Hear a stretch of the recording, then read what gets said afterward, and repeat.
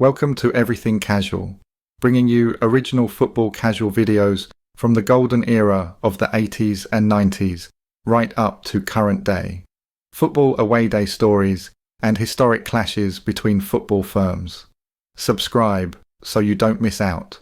We upload videos every week. I remember Luxembourg about 81, 82 it might be. It was just the first time I've ever seen not just the police, but the Luxembourg army got chased. England were just relentless, looted, fucking took everything that wasn't nailed down, trouble between themselves. Mental, absolutely mental. If that happened in this day and age, mate, it would be just headline news in every country in the world, the behaviour in them days. And I say nothing to be proud of. It was just how it was in them days. Today, we are looking at one of the most violent England away games that people have seen. I am talking about Luxembourg 1983. As usual on this channel, we will listen to top lads that was actually there, so everything you hear is first-hand accounts. But first, let me just briefly tell you some details about the battle. England played Luxembourg in a European Championship qualifier on December 16th, 1983. Around 4,000 to 5,000 England fans travelled to Luxembourg, a much larger number than expected for such a small capacity venue. Many were from established firms: ICF West Ham, Leeds Service Crew, Portsmouth, Chelsea Headhunters, Nottingham Forest's Executive Crew, and Everton, amongst others. Violence erupted across Luxembourg City in the hours leading up to and following the match. Fans ran amok, looting shops, smashing windows, and clashing with local police. The Grand Ducal Palace was targeted, with rioters attempting to storm it. Dozens of fans were arrested, police were overwhelmed and tear gas was used. British newspapers described it as an invasion and a national disgrace. On paper, it should have been a quiet affair. But what unfolded that weekend became one of the darkest chapters in England's long history of football hooliganism. This is the story of the 1983 riot in Luxembourg. The following you're about to hear are the words from a top terrace legend that was there. Some of the worst trouble ever at an England match was at Luxembourg in the year 1983. It was one of the first times a big Manc firm turned out for an England game. There were still only a few Scousers there, but the Mancs had a massive mob, mainly United, but quite a few City as well. They had all come on the rob, as at the game previously in Switzerland, quite a few had done very well out of the trip, and by all accounts, Luxembourg had even easier pickings. The day before the game, a little firm of Everton had done Bruges in, and on arrival in Luxembourg, already had headbags full of stolen gear. At the first bar they went in, the Cockneys were looking for trouble with anyone who didn't sound like Alf Garnett. One of the Mancs had a word with the main ICF face, and everyone agreed that the place was there for the taking, so any club issues should be sorted later. In fairness, the Cockneys kept their word. It was an uneasy truce, but it worked, as England United took the place to bits. England, as one mob, turned the city over. There were gangs looting jewellers' shops, setting fire to cars, walking into bars, grabbing the tills and smashing them in the street. The army was called out in the end, but was chased by a huge mob of mainly Chelsea. No messing, England had the Luxembourg army on its toes. Loads eventually got nicked, and a few Mancs did about 3 months jail.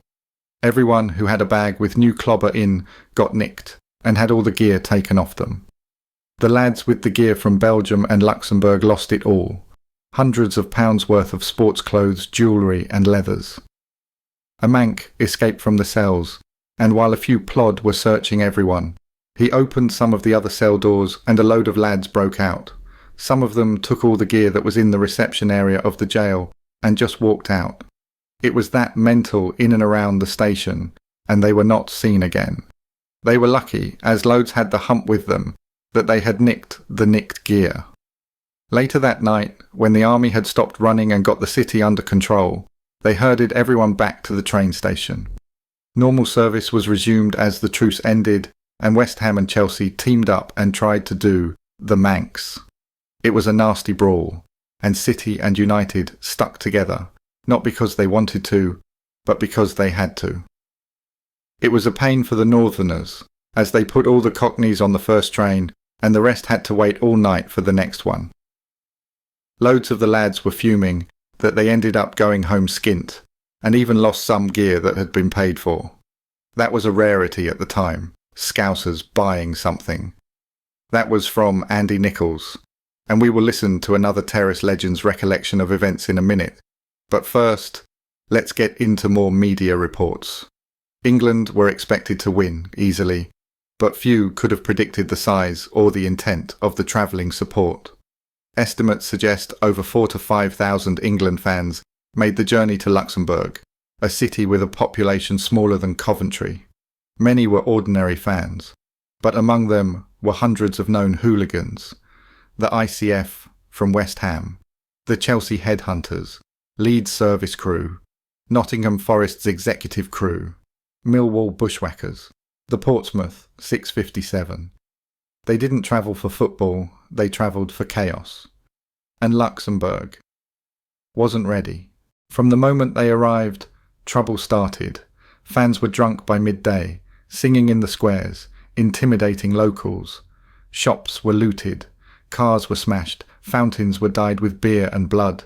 The Grand Ducal Palace, the pride of the nation, was pelted with bottles. Some fans even tried to storm the gates. Luxembourg police, lightly equipped and unused to this scale of disorder, struggled to contain the violence. They weren't facing spontaneous rowdy behaviour. They were facing organised firms who knew exactly what they were doing. Inside the stadium, the atmosphere was poisonous. England won 4-0 on the pitch. But in the stands, it was mayhem. Fights broke out between fans and riot police. Seats were ripped up and thrown. Flares lit the sky. Some England fans chanted racist abuse. Others stormed towards home supporters, forcing stewards to intervene. But the real carnage came after the final whistle. With darkness falling, Luxembourg descended into anarchy. Mob rule took over the city centre. Groups of English fans, many of them drunk and wearing Stone Island and filler, roamed the streets like hunting packs. Shop windows shattered. Police were pelted with bricks, glasses and broken signage. Locals barricaded themselves inside homes and hotels. The violence stretched into the early hours. By morning, over 80 arrests had been made. Dozens of police officers were injured. Hundreds of thousands of pounds in damage was reported. Luxembourg, a peaceful neutral country, had been invaded. And the headlines back home were brutal. Right, let's listen to another first-hand account. For a couple of years, we had been going abroad on the cheap Interrails tickets and simply took whatever we wanted from most towns we stopped off at. There was little or no security, customs was slack, and rather than graft in work to make decent money, it was a lot easier to graft abroad. Football rivalries never came into it for me. I was doing it for the money and the laughs, so over the years I made good friends with a few Manx and lads from other clubs who were on the same game. It was only the Cockneys that were not easy to get on with. They believed that they had the divine rights to everything, and were best to be given a wide berth if you wanted to earn dough and come home with it all. They were happy to let you work all week, and then liberate you of all your swag on the way home. It's not as if you could run to the old bill, was it?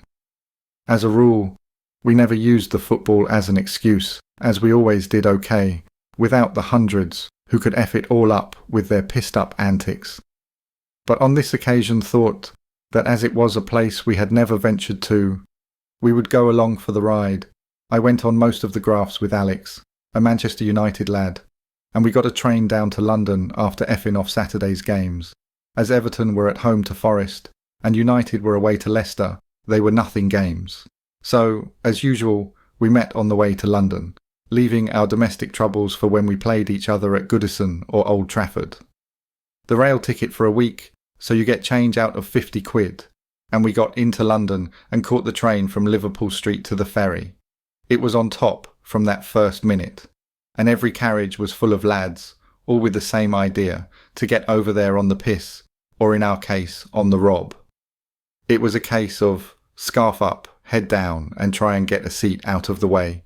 It was probably full of West Ham or Chelsea, but none of us bothered to ask. We were in the minority, as most of the United lads would have gone to their game, and very few Everton or Liverpool went away with England at the time, so it would be full of Londoners who had watched their games and then set off for Europe straight after. One lad from Manchester, who worked for British Rail, was going via Amsterdam, and was the only person that we knew on this train. In those days, the Scousers were the number one on the hit list of most, including the Manx. So I was in trouble. United were second on the list, so it was a case of shut the F up and keep out of the way. As soon as we got there, it was already silly. There were mobs of English playing up so badly. I saw a normal bloke with his kids walking past, and these divvies were booting him up the arse shouting, "Come on!" These sorts of things were going on all over. It was not just isolated incidents, it was worst case scenario hooliganism, bang out of order, mainly down to the piss, but still not nice. With no chance of a hotel and gangs walking around trying to have it off with respectable people, we found a bar open. But it was full of the Cockney Reds. It was freezing outside, and they were all trying to get us to sell them our leather coats. We got back to Belgium, but by now the little town that we had left in peace was overrun with England. Everywhere you looked, it was the same. Smashed up bars, windows going in, lads having tills off, total mayhem. We met a couple of local girls, and after drinking the best part of a litre of brandy, ended up doing a bag snatch off one of them, which was daft, but seemed a good idea at the time. I got chased all the way to the station, so I jumped on this train leaving for Luxembourg, which was full of England fans. The local police was already on the train, and I ran straight into them with these screaming locals who had chased me, blurting out that I had some bird's bag. I got lifted and noticed that the carriage was full of lads, and I was shouting to them to help me, and they were all going, "F off, you scouse bastard." So that was it. I was nicked. The train was 100% full of wankers. I was taken back to the bar, and the girl was given her bag back with a load of, "I'm sorry, it must have been the drink. It won't happen ever again." But it made no difference. I got banged up. The cells were a nightmare. There was a load of pissed up Leeds lads in with me, and every cell had about 10 lads crammed into them. The Leeds lot were knobs, and they gave me total grief. They were pissing all over the place, and for a few hours it was your worst nightmare. One option: mouth shut, head down, and hope that it was just a bad dream. Things took a turn for the better when all of a sudden a bloke opened the cell and everyone started to pile out. I thought we were all getting released, but one of these Leeds divs had lifted the keys on the way in and just opened up all the cells. It was like the Benny Hill show, with all of us running around after this fella, as he rattled the keys and tried to open a big door, which would have completed our escape. After a few goes, he found the right key, and out we piled into a room of riot police, who quickly put their cups of tea down, drew their batons, and ushered us back to our cells. The failed escape had a desired effect on them though, as 4 hours later they let us go with no charges. This is what a West Ham lad had to say. At the time, I had just come out of a spell in the detention centre and got roped into a trip to Luxembourg with another West Ham lad called Glenn. We got there 5 days early and went all over Switzerland and Germany and just robbed every town we visited. In a few days, we had done a jeweller's. I had Armani jackets and leathers and bags full of clothes that we just kept putting in the lockers, building it up. We got in Luxembourg a few days later, and West Ham's firm had arrived by now, and to be truthful, I just wanted to go home. I had enough of it. I had been out there for 5 days and needed a break from it all. Once we met the lads though, I decided to stay, and within an hour I was back out thieving. I nicked a camera but got clocked and was chased out the shop by the owner. He wouldn't give up, and I ran for ages with this geezer chasing me. I knew our lads were in a wimpy bar, and I got near there but was knackered, and just couldn't get across because there was traffic everywhere, and I just collapsed through fatigue. So the geezer grabs my bag and takes the camera out while I'm on the floor trying to get my breath. But the West Ham in the wimpy come out and think that I have taken a slap from the geezer, so they pile across and up him. So I'm free again and back on it. And we had a go at another jeweller's. There were a few in there, and when the shop people were serving, I slid the glass on the window and put my hand in, but I dropped a pile of gold. Glenn's took over and got his hand in and grabbed a load of chains and put them in his pocket. Nobody in the shop clocked us, but some busy do-gooder outside has seen what we were up to, and some army and police over, so as we come out the shop, there's old Bill there, so as we step outside, they pull us and tell us to empty our pockets.